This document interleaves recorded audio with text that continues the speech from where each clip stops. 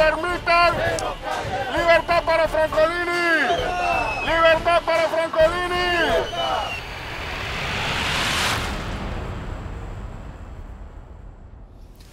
Muy bien, vamos a empezar entonces con las entrevistas. Esta mañana me acompaña Alfredo Berrocales, él es el secretario general de FENACEP, la Federación Nacional de Asociaciones de Empleados Públicos.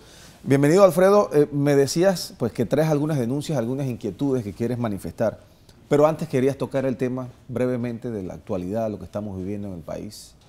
Así es. Tu reacción y tu opinión, ¿no? Claro. En primer lugar, muy buenos días a todos los amables televidentes donde nos estén viendo, nos estén escuchando. Felicitarte, Iván. Hoy arribas a tus 48 años de edad, creo que se puede decir. Es una etapa muy interesante de la vida porque ya tienes como la fruta madura, ¿no? Estás en el momento en donde quizás tengas la mejor capacidad para poder apreciar la vida en su complejidad y en sus complicaciones, ¿no? Claro. Es interesante. Lo segundo, felicitar a algunos excondiscípulos que hace 45 años nos graduamos. A Tico Rodríguez, a Mirna Pedreci, a un hermano que cumple año el 23 de octubre. Mira, yo vengo, en primer lugar también tengo que ponerme, en segundo término, expresar mi solidaridad a Fernando. Yo creo que Fernando ha sido víctima de una especie de chantaje. Cada vez que se utilizan procedimientos espurios para tratar de administrar justicia, se debilita la democracia. Y creo que eso ha sido evidente en estos días. Mire, cuando usted conduce sin orden de autoridad competente, cuando usted penetra el domicilio privado sin orden de autoridad competente, cuando usted viola los términos establecidos en la norma para incoar un proceso, comete abuso de poder. Cuando irrumpes abruptamente. Cuando usted irrumpe abruptamente en la propiedad privada, claro, usted está violando derechos fundamentales. Y eso debilita la democracia y fortalece el Estado policíaco, que lo está diciendo perfectamente el ingeniero Blando. Mira, yo vengo por tres cosas esenciales. Primero, la UE, la Unión Europea, acaba de pedir a los países que están involucrados en los acuerdos de comercialización de servicios, TISA por sus siglas en inglés, la liberación de una serie de actividades comerciales. En el caso muy particular de Panamá, se le ha exigido a Panamá la liberación de 3 actividades económicas que tienen que tomar en consideración a los 49 países que están insuflados en este convenio para desarrollarla. Cuando se libera una actividad económica, ¿qué significa eso? Significa, recordemos que el TISA son acuerdos de comercialización de servicios, son acuerdos que se han venido desarrollando desde hace unos años atrás en forma misteriosa, en forma secreta, al margen de la Constitución, al margen de la ley, al margen de los parlamentos que tienen un efecto trinquete. Sus acuerdos son irreversibles, no se conocerán hasta dentro de 5 años aproximadamente. Entonces, ¿qué ha aprobado la UE con respecto a Panamá? La liberación de la actividad económica, la actividad comercial del comercio al por menor. Recordemos que el tratamiento que tiene que darle este país a los países con los que está involucrado en el TISA es el mismo tratamiento que le tiene que dar a sus connacionales. ¿Cuántos países? Hay 49 países. 49 países recientemente salieron 2 países suramericanos, Uruguay y Paraguay, pero nosotros estamos inmersos en el TISA. Bueno, este tema es para llamar la atención. ¿Por qué? Porque el comercio al por menor va de la pequeña, mediana empresa, involucra a un alto porcentaje de comercio informal. Ya el comercio informal está en Panamá, apropiado por una buena cantidad de inmigrantes, de ilegales, y no quiero ser xenófobo con esto, pero es una realidad que no podemos soslayar. Ese es un detalle. La segunda actividad comercial que está comprometida en este momento es el comercio ambiental. Y ese comercio ambiental está ahora vinculado a un anteproyecto que hay en la Asamblea que tiene que ver con la desregularización de la caza.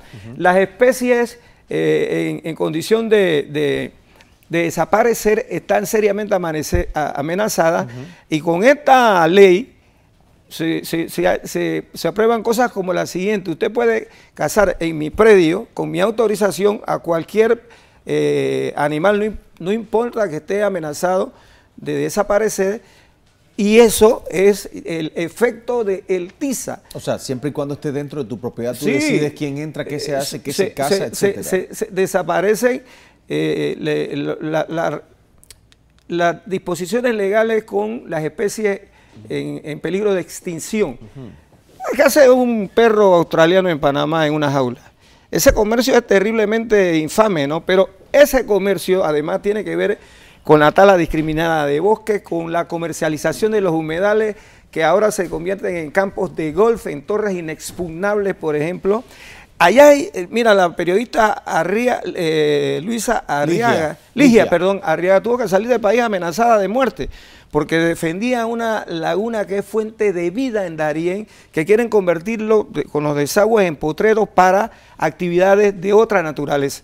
El Darién es pulmón no solamente de Panamá, sino de una buena parte del continente. O sea, esta sería una apertura para que venga gente entonces de otros países, de los signatarios de estos 49 que tú estás mencionando. Por supuesto, dependiendo de las relaciones y de los acuerdos entre esos países. Pero ¿dónde queda entonces la parte migratoria, el papel que juega entonces migración? Se rompen esquemas. Entonces desaparece migración para estos países. Se rompen esquemas, por supuesto que sí. Y el tercer comercio al que Panamá se abre es el comercio del transporte. Mire, las operaciones del canal nada más están seriamente amenazadas y ya vemos cómo se hacen aspavientos para seguir comercializando, no pensando en el beneficio nacional, sino en el beneficio de sectores específicos. Es que allá iba, antes de que nos expliques sobre este tema de la operación comercial y el transporte en el canal, etcétera.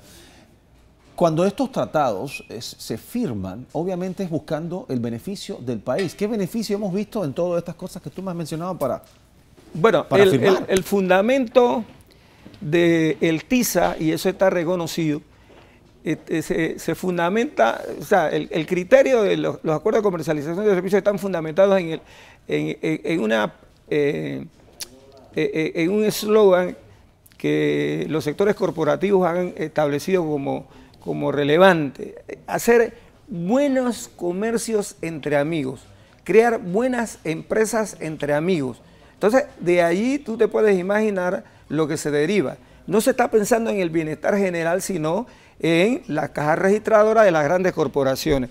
A eso le ha contestado una gran pensadora norteamericana, amiga de Panamá, que se llama Deborah James, es que el mundo no está en venta, por tanto hay que respetar, ¿no?, la calidad de vida del planeta entero. Cuando ¿no? tú hablas de comercialización al por menor, ¿qué abarca todo esto? Bueno, lo que conocemos nosotros como comercio al por menor.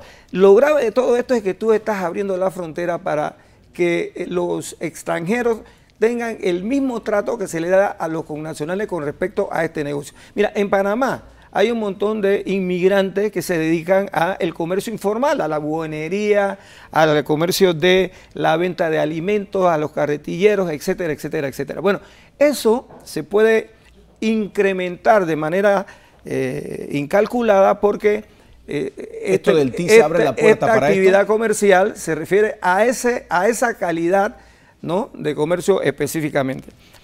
Explicado esto, alertado esto, porque no hemos dado una explicación, pero estamos llamando la atención a la comunidad nacional. ¿Esto cuándo se supone que entraría en efecto? Desde el momento en que se formalizan los acuerdos entre países que son parte del TISA. Habría que ver entonces la relación con San José, que es parte del TISA, con Chile. Pero no se ha formalizado entonces. Y con los países. Mira que esto es un anuncio que hace la Unión de Países Europeos el viernes. No, sí están. Cuando Panamá liberalizó estas actividades comerciales, porque ya lo ha convenido dentro de los acuerdos de comercialización. Entonces lo debemos tener claro. Es una alerta al pueblo panameño. Nosotros hemos venido señalando la importancia de ponerle atención a estas negociaciones, porque, por ejemplo, el tema de la soberanía alimentaria, que es la expresión correcta, está seriamente amenazada por el TISA. Y cuando la crisis alimentaria azota el mundo, los grandes productores de alimentos no le van a vender a los mercados pequeños. Por tanto, ser autosuficiente es una responsabilidad del Estado. Lo segundo de lo que quiero hablar es del anuncio que hizo el Consejo Nacional de Trabajadores en el día de ayer, en el sentido de que los temas relacionados con la Caja de Seguro Social tienen que ser analizados con la responsabilidad de un buen pater familia y tomando en consideración los criterios de la sociedad panameña, sobre todo porque la Caja de Seguro Social quizás es una institución, no es que quizás, es la institución emblemática más querida por el pueblo panameño, sostenida por el pueblo panameño, sostenida por los sectores más humildes del pueblo panameño. Por tanto, se debe garantizar que la Caja de Seguro Social siga siendo una entidad emblemática, eficiente, efectiva en atención de los servicios en el aspecto preventivo de la salud. El carácter previsional de la institución. Entonces, en CONATO se ha dicho, por ejemplo, que hay que revisar los criterios para atender el problema de invalidez, vejez y muerte. Creo que el pueblo panameño debe saber que en Panamá se quiere hacer exactamente lo que se hizo en Chile a sangre y fuego. Hoy en Chile hay manifestaciones de generaciones ya longevas y que fueron esquilmadas por el sistema, porque las administradoras de fondos de pensiones tienen sus cajas registradoras abiertas para convertir la enfermedad en comercio, en negocio. Y eso no lo podemos permitir. Todo lo que está pasando en Panamá está concebido para que sectores financieros puedan encargarse de la atención de IBM. O sea, y se va a administrar el servicio mientras el servicio tenga recursos. Cuando ocurra lo que pasó en Cuba, que se esquilmó a una generación, y hay en Cuba no, en Chile, perdón, y hay una realidad que el pueblo panameño tiene que saber, y es que en Chile los carabineros, el ejército, nunca fue parte del sistema mixto de cuentas individuales, siguió manteniendo su sistema de reparto definido del modelo solidario. Por tanto, habrá que preguntarse por qué eso pasó en Chile de esta forma y el resto de la población resultó esquilmada. Hoy están exigiendo que lo que queda de las administradoras de fondos de pensiones norteamericanos salgan con su capital de Chile. Es capital sopilote. Se acabó la carroña, se mueven a otro lugar a ver a quién extorsiona. Esa es una preocupación profunda del Consejo Nacional de Trabajadores Organizados, porque estamos en riesgo de que las generaciones futuras con salarios deprimidos no acumulen lo suficiente para enfrentar. ¿Y qué pasó en Chile? Bueno, se le entrega un subsidio de más o menos $75 para que usted al menos coma una vez al día. Eso puede venir a Panamá. Stevenson Girón dice que eso no es así, que todo está controlado y que ahí no va a haber ningún problema. Yo lo que quiero saber es si los representantes de la empresa, de la clase trabajadora, de la empresa privada, o sea, han tenido acceso, han conformado algún tipo de mesa para abordar este tipo de problemas, porque esto no lo puede resolver la Caja del Seguro Social por su propio lado. O sea, hay que tener algún tipo de acceso, aportar ideas y lograr un consenso. Bueno, de eso se trata justamente, ¿no? El sector privado, por ejemplo, tampoco puede imponer su criterio de manera arbitraria. Yo creo que al final de la historia tenemos que hacer una revisión de la realidad financiera de los diferentes programas de la Caja de Seguro Social. Tenemos que hacer una revisión de la calidad del servicio. Alfredo, ese es el tema que venimos hablando desde hace mucho tiempo, que tenemos que hacer aquí y allá, pero pareciera como que no nos ponemos de acuerdo y no nos encaminamos realmente a solucionar el problema. Pero todo lo que está pasando en el país, todo lo que está pasando en el país nos obliga a actuar con la fuerza de la inteligencia. Claro. Yo creo que no se trata de que no se puedan conceder actividades comerciales al sector privado, pero hay servicios que por su naturaleza no pueden ser objeto de la comercialización.